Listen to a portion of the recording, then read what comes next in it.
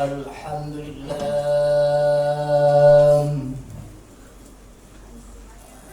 alhamdulillahilladzi khalaqal mauta wal hayata liyabluwakum ayyukum ahsanu amala. Asyhadu an la ilaha illallah wahdahu la syarika lahul malikul alam. Wa asyhadu anna Muhammadan abduhu wa rasuluhu sayyidul anam. Allahumma salli wa sallim ala sayyidina Muhammad wa ala alihi wa ashabihi salatan wa salaman daimaini mutalazimaini ala mamarrid duhuri wal ayyam. Amma ba'du, faya ibadallah, usikum binafsi bitaqwallahu faqad fazal muttaqun. Ittaqullaha haqqa tuqatihi wa la tamutunna illa wa antum muslimun. Wa qala Allah ta'ala fil Qur'anil Karim, a'udzu billahi minasy syaithanir rajim. Bismillahirrahmanirrahim. Innal ladzina kafaru wa hum kuffar falan yuqbalu min ahadihim mil'ul ardi lahabin walaw iftada bih. Ulaika lahum 'adzabun alim wa ma lahum min nasirin. Sadaqallahul azim wa sadaqa rasulahun nabiyyil karim wa nahnu ala dhalika minasy syakirin wasyahidin walhamdulillahi rabbil alamin. Ma'asyiral muslimin wa jumlatal mu'minin rahimakumullah.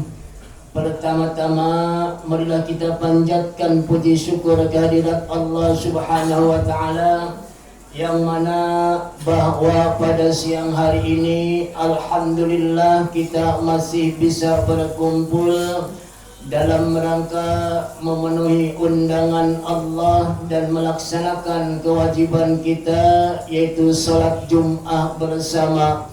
Mudah-mudahan duduknya kita merenung, menatap serta menyatunya hati kita selalu dijadikan ibadah oleh Allah Subhanahu wa taala. Salawat serta salam semoga tercurahkan kepada junjungan kita Nabi besar Nabi Muhammad Rasulullah sallallahu alaihi wasallam, karena hanya billah yang telah membimbing dari jalan kegelapan sampai jalan terang menerang, yakni agama Islam, agama yang diridhai oleh Allah Subhanahu wa taala. Mudah-mudahan kita termasuk umat beliau yang setia dan mengikuti ajarannya. Dan tak lupa marilah kita tingkatkan iman dan takwa kepada Allah, karena Allah yang telah memberikan begitu banyak nikmat kepada kita, baik itu nikmat yang nampak maupun yang tidak nampak. Bersyukurlah kepadanya atas semua nikmat yang telah diberikan kepada kita dengan jalan berpegang teguh kepada ajaran Allah Subhanahu wa taala. Dan kita harus selalu ingat kepadanya. Fikirkanlah diri kalian apakah bermanfaat buat kita dan apa yang telah dianugerahkan oleh Allah Subhanahu wa taala, yaitu berupa akal, pikiran serta penglihatan, dan apa yang telah dikaruniakan oleh Allah Subhanahu wa taala, yaitu berupa harta, kekayaan dan kemuliaan serta kebahagiaan. Kebahagiaan seseorang itu tidaklah dengan harta, kekayaan atau tingginya pangkat serta jabatan, tetapi terletak kepada ketentraman jiwanya. Ketentraman jiwanya itu hanya semata-mata takwa kepada Allah Subhanahu wa taala. Sehingga di dalam Al-Quran surat Al-Hujurat ayat 13 Allah berfirman, Inna akramakum indallahi atqakum.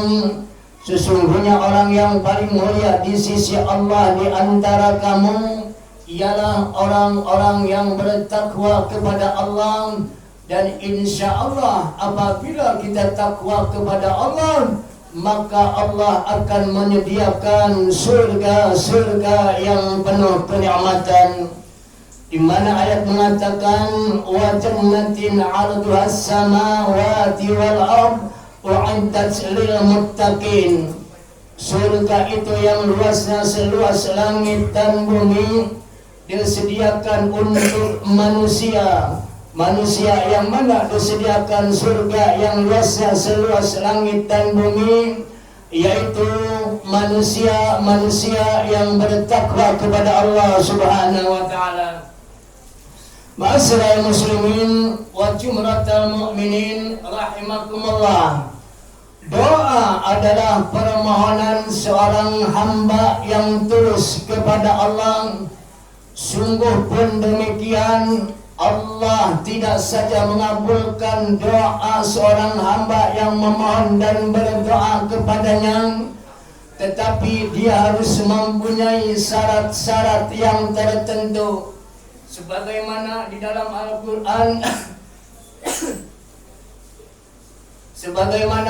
Al-Quran surat Al-Baqarah ayat 186, Allah berfirman, wa idza sa'alaka 'ibadi 'anni fa inni qarib ujibu da'watad da'i idza da'ani falyastajibu li la'allahum yarshudun. Dan apabila hamba-hambaku ini bertanya tentang aku, katakan bahwa aku ini adalah lebih dekat dari urat nadi, dan aku akan mengabulkan permohonan seorang hamba dan berdoa kepadaku. Maka hendaklah mereka itu melaksanakan segala perintahku, beriman kepadaku, agar mereka itu selalu dalam kebenaran. Ma'asyiral muslimin wa jumratal mu'minin rahimakumullah. Bila kita cermati ayat di atas ini, maka ada 3 syarat berdoa kepada Allah. Yang pertama, imtithalu amrillah, yaitu melaksanakan perintah Allah. Melaksanakan perintah Allah. Dan apa peraturan Allah? Peraturan Allah itu Islam, untuk dapat didengar doanya oleh Allah Subhanahu wa taala, dan hendaklah ia menjadi seorang muslim yang sesungguhnya. Sehingga di dalam Al-Quran surat Al-Baqarah ayat 208 Allah berfirman, ya ayyuhalladzina amanu udkhulu fis-silmi kafam. Hai orang-orang yang beriman, masuklah kamu ke dalam Islam secara kapang, secara totalitas, secara keseluruhannya. Jangan masuk Islam kamu sepotong-sepotong. Kalau masuk Islam kamu sepotong-sepotong, yang ada keraguan dan kebimbangan. Kalau sudah ada keraguan dan kebimbangan, cepat atau lambat akan dipengaruhi oleh agama lain. Oleh karena itu, masuklah ke dalam Islam secara keseluruhannya. Wala tattabi'u khutuwati syaitan, dan janganlah kamu mengikuti langkah-langkah syaitan. Innahu lakum aduwwun mubin. Sesungguhnya setan itu akan menggelincirkan manusia. Ma'asyiral muslimin wa jumratal mu'minin rahimakumullah. Yang kedua yaitu iman ilallah, beriman kepada Allah. Syarat berdoa kepada Allah yang kedua adalah hendaklah seorang muslim yang beriman kepada Allah dengan sungguh-sungguh. Ayat ini menjelaskan bahwa siapapun orangnya tidak akan bisa memberi hidayah iman kepada manusia, tetapi kebanyakan manusia tidak mengerti telah mempergampang saja soal iman. Ayat ini dikuatkan oleh berpuluh-puluh ayat. Umpamanya di dalam Al-Quran surat Yunus ayat 100 Allah berfirman, "Wa ma kana li nafsin an tu'mina illa bi'idznillah." Tidak akan beriman seseorang diri illa bi'idznillah, kecuali atas izin Allah.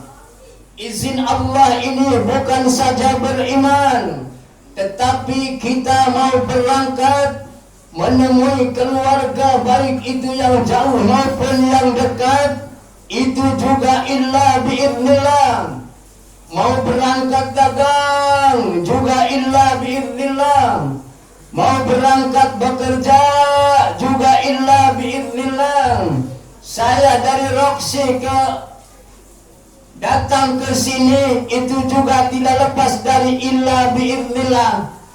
Bahkan jemaah mau sholat berjamaah di Masjid Al-Barakah ini, walaupun satu langkah dari rumah ke masjid, tetapi tidak illa bi'idznillah, tidak ada izin Allah, maka tidak akan bisa sholat berjamaah di masjid ini. Semuanya itu atas izin Allah.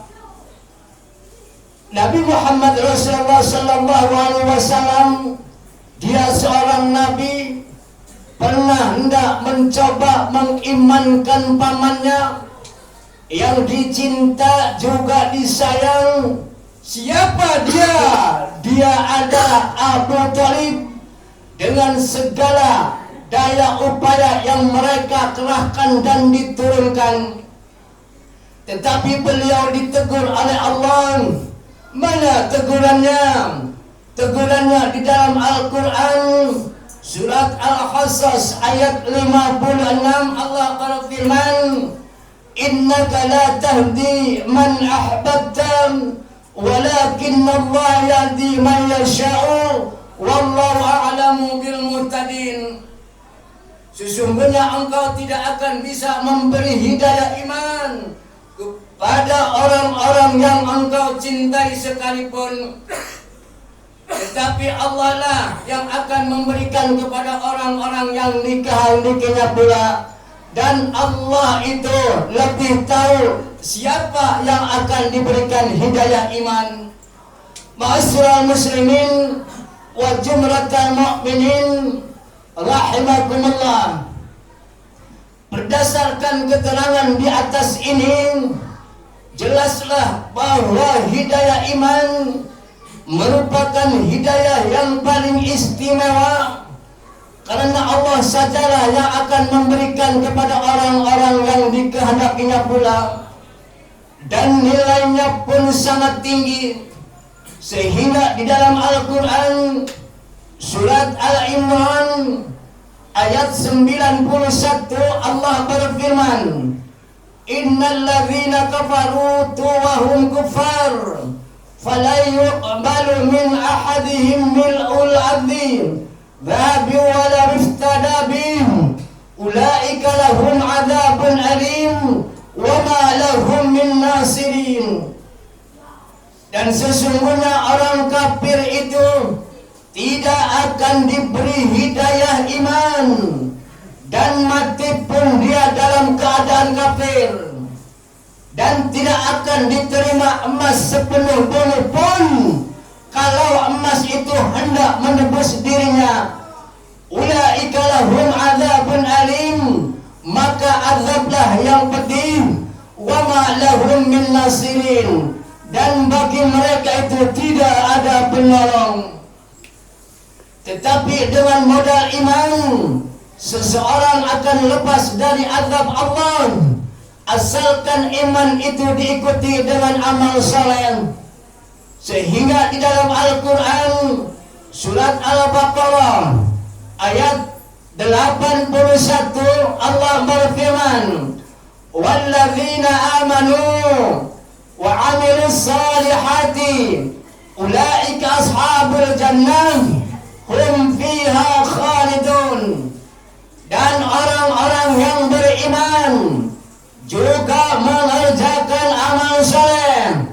Ulaika ashabul jannah, mereka itulah yang akan menjadi penduduk surga. Hum fiha khalidun, mereka itu kekal di dalamnya.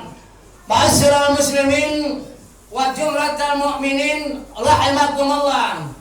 Berdasarkan keterangan itu jelaslah bahwa hidayah iman sangat tinggi nilainya, lebih mahal dari emas sepenuh bumi pun.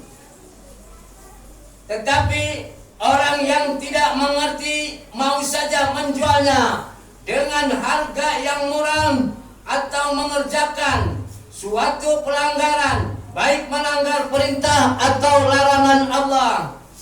Ma'asyiral muslimin wa jumlatal mu'minin rahimakumullah. Yang ketiga, thubutun ala sidqi, selalu berada di atas kebenaran.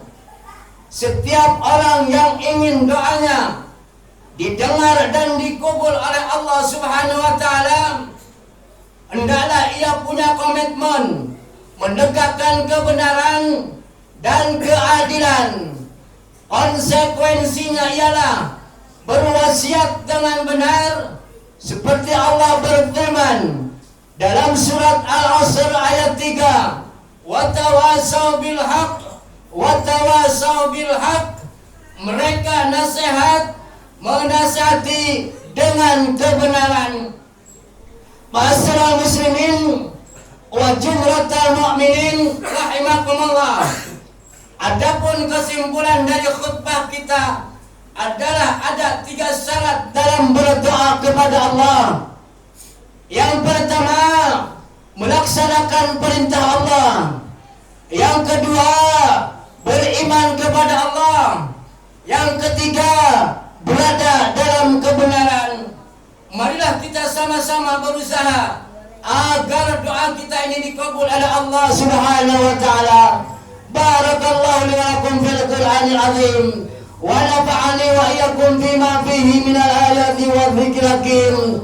وتقبل مني ومنكم تلاوته إنه السميع العليم وقل ربي وارحم وأنت خير الراحمين.